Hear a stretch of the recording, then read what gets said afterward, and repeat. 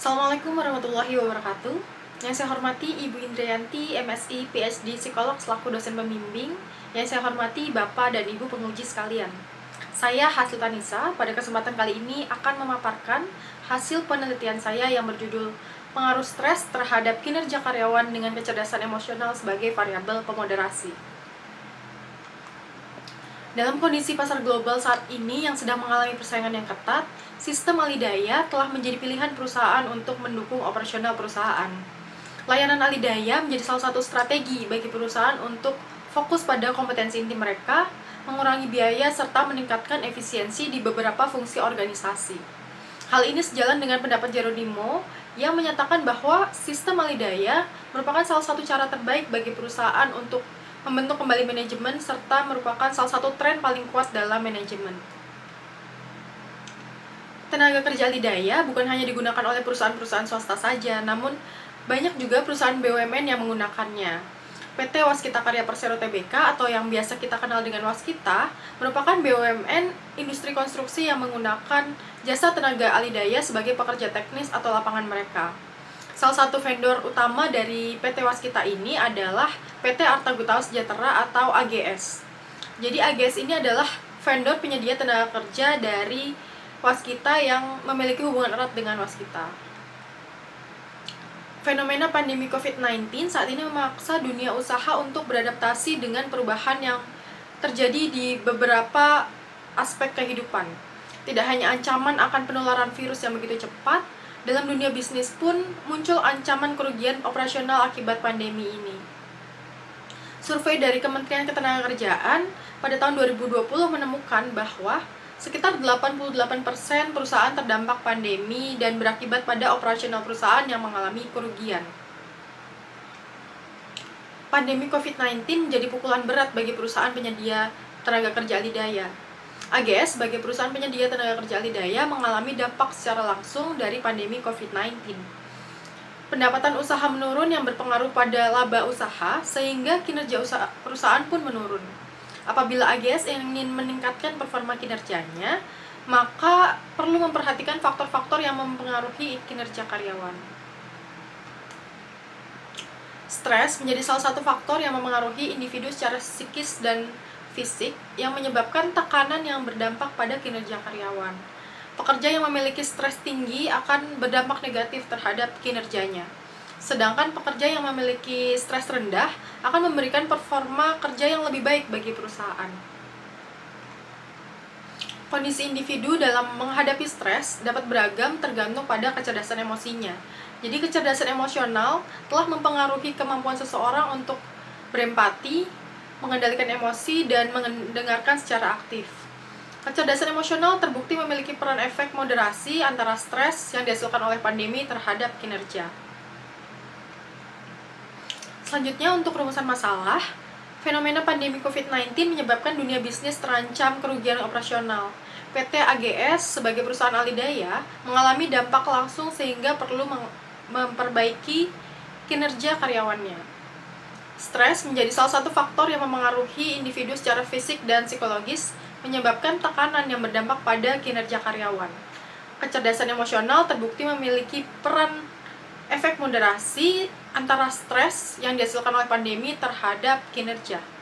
Sehingga hal ini yang mengantarkan saya untuk meneliti lebih lanjut tentang pengaruh stres terhadap kinerja karyawan dengan dimoderasi oleh kecerdasan emosional. Selanjutnya, untuk pertanyaan penelitian, yang pertama, apakah stres berpengaruh negatif pada kinerja karyawan, dan apakah kecerdasan emosional memoderasi pengaruh negatif stres terhadap kinerja karyawan? Untuk tujuannya, yang pertama menganalisis pengaruh negatif stres terhadap kinerja karyawan, dan menganalisis peran moderasi kecerdasan emosional pada hubungan antara stres dan kinerja karyawan.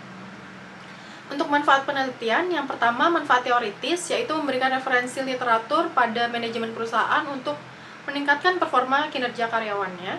Dan manfaat praktis menjadi bahan pertimbangan dan masukan bagi perusahaan dalam menentukan kebijakan. Untuk lingkup penelitian ini dilakukan pada pegawai alidaya PT Arta Gutawa Sejahtera sebagai responden dengan mengambil sampel pekerja alidaya yang ditempatkan pada divisi, anak perusahaan, dan unit bisnis dari PT Waskita Karya Persero Tbk. Untuk landasan teori, definisi dan dimensi variabel kinerja karyawan mengacu pada Kopman et al. 2014. Untuk variabel stres, definisi dan dimensinya digunakan mengacu pada American Psychiatric Association 2013.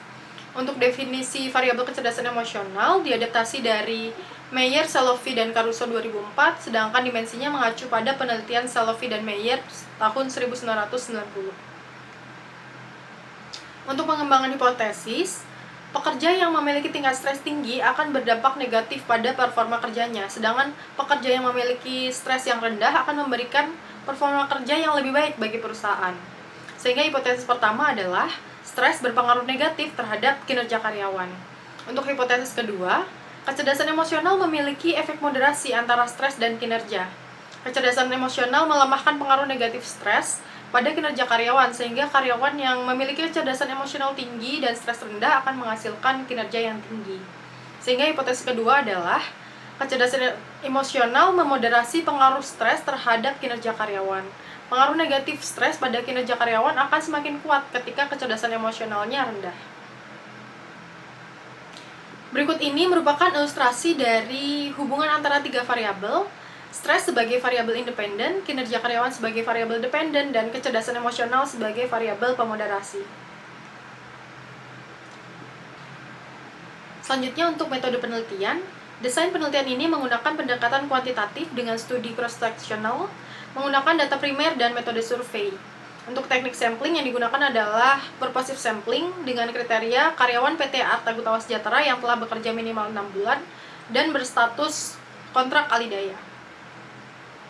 Untuk instrumen pada penelitian ini menggunakan skala Likert 5 poin yang diadaptasi dari penelitian-penelitian sebelumnya, yaitu Thoreson et al. 2010, Kopman et al. 2014, serta Wong and Lau 2002. Untuk metode analisis data pada penelitian ini menggunakan Structural Equation Model atau SEM yang berbasis pada Partial Release Square, dan penelitian ini menggunakan Smart PLS versi 3.2.9 sebagai alat analisisnya. PLS terdiri dari beberapa tahap pengujian, yaitu uji validitas, uji reliabilitas, uji hipotesis, serta uji efek moderasi. Untuk pengambilan data dilakukan pada tanggal 3 sampai dengan 31 Januari 2022 melalui kuesioner yang disebarkan secara daring pada setiap unit bisnis maupun anak perusahaan dari PT Waskita Karya Persero Tbk. Jumlah responden yang berhasil terkumpul sebanyak 326 orang dari total populasi, sebanyak 1.463 orang atau tingkat responnya sebesar 22,3%. Untuk profil responden dapat dilihat dari tabel 4.2, dapat diketahui bahwa respon terbanyak berada pada PT Pemalang Batang Toll Road. Kemudian untuk berdasarkan jenis kelamin, responden laki-laki lebih dominan, dan berdasarkan usia, antara usia 23 hingga 35 tahun mendominasi, dan dilihat dari masa kerjanya, masa kerja terbanyak berada pada masa kerja lebih dari 3 tahun. Kemudian untuk uji validitas, nilai loading factor lebih dari 0,7 dan nilai AVE lebih dari 0,5, sehingga dapat dikatakan penelitian ini lolos uji validitas konvergen. Untuk uji validitas diskriminan dilihat dari nilai akar kuadrat AVE lebih besar daripada nilai korelasi dengan konstruk lain, sehingga dapat dikatakan bahwa penelitian ini telah memenuhi uji validitas diskriminan. Selanjutnya untuk uji reliabilitas, dapat dilihat pada tabel 4.5 bahwa nilai composite reliability lebih besar dari 0,7 dan Cronbach alpha lebih besar dari 0,6, sehingga pada penelitian ini sudah lolos uji reliabilitas. Untuk statistik deskriptif, dapat dilihat hasil perhitungan standar deviasi tiap variabel menunjukkan bahwa nilainya tidak mencapai 2 kali lipat dari nilai rata-rata, sehingga dapat dikatakan bahwa sebaran pada data penelitian ini cukup baik. Nilai korelasi antara variabel stres dengan kinerja karyawan dan kecerdasan emosional adalah negatif, sedangkan korelasi antara kinerja karyawan dengan kecerdasan emosional adalah positif. Selanjutnya untuk pengujian hipotesis. Untuk hipotesis pertama, stres berpengaruh negatif terhadap kinerja karyawan. Dilihat dari nilai koefisien jalur pada tabel 4.7, nilainya sebesar minus 0,532. Dan nilai koefisien jalur yang lebih besar dari 0,1 ini membuktikan bahwa adanya pengaruh antara variabel stres terhadap variabel kinerja, Sedangkan tanda negatifnya mengindikasikan bahwa pengaruh variabel stres dengan variabel kinerja ini bersifat negatif atau berkebalikan arah. Kemudian dilihat dari nilai p-value-nya sebesar 0,00 yang lebih kecil dari 0,05, dengan demikian dapat dikatakan bahwa hipotesis 1 telah terdukung. Selanjutnya untuk hipotesis kedua, kecerdasan emosional memoderasi pengaruh stres terhadap kinerja karyawan. Dapat dilihat efek moderasi variabel kecerdasan emosional dalam pengaruh stres terhadap kinerja. Terlihat bahwa nilai koefisien jalurnya sebesar 0,007, nilai tes statistik 0,228, dan nilai p-value-nya 0,820. Nah, ini dapat dikatakan bahwa hasil hubungan variabel tersebut tidak signifikan dan dengan demikian hipotesis 2 tidak terdukung. Selanjutnya pembahasan hipotesis. Jadi hipotesis pertama terdukung. Hal ini berarti jika stres yang dirasakan oleh pegawai semakin tinggi, maka kinerja karyawan akan semakin rendah.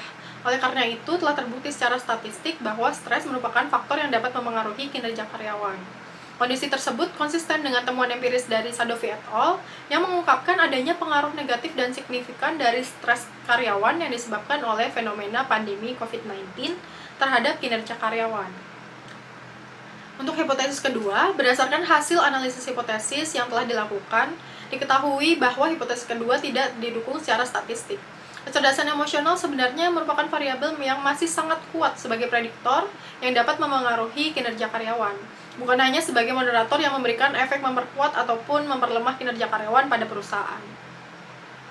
Hal ini sejalan dengan penelitian Thomas et al. Yang membuktikan bahwa kecerdasan emosional merupakan faktor kunci yang dapat menentukan kinerja karyawan pada perusahaan. Strategi dalam mengatasi stres pada pekerja wanita berbeda dengan pekerja pria. Jadi pekerja wanita cenderung fokus pada emosi, sedangkan pekerja pria cenderung fokus pada masalah. Hasil penelitian ini mengungkapkan kondisi yang sebenarnya yang terjadi pada karyawan Alidaya PT Arta Gutawa Sejahtera. Selanjutnya untuk kesimpulan, penelitian ini menemukan bahwa stres terbukti memberikan pengaruh negatif dan signifikan terhadap kinerja karyawan, dan penelitian ini menemukan bahwa kecerdasan emosional tidak memberikan peran moderasi antara pengaruh stres terhadap kinerja karyawan. Jadi, hubungan pengaruh negatif stres terhadap kinerja karyawan tidak melalui pelemahan dari peran kecerdasan emosional. Selanjutnya untuk implikasi praktis, terdukungnya uji hipotesis pertama pada penelitian ini diharapkan dapat menjadi bahan pertimbangan PT Arta Gutawa Sejahtera untuk memperhatikan stres karyawannya, terutama di masa pandemi COVID-19. Jika stres karyawan dapat dikelola dengan baik, maka kinerja karyawan dapat ditingkatkan. Kecerdasan emosional memang tidak terbukti memberikan pengaruh moderasi antara stres terhadap kinerja karyawan. Namun secara parsial, kecerdasan emosional memberikan pengaruh yang positif dan signifikan terhadap kinerja karyawan. Jadi selain perlu mengelola stres karyawan, untuk meningkatkan kinerja karyawannya, perusahaan perlu memperhatikan kecerdasan emosional karyawannya pula. Sekian dari saya, kurang lebihnya mohon maaf. Wassalamualaikum warahmatullahi wabarakatuh. Terima kasih.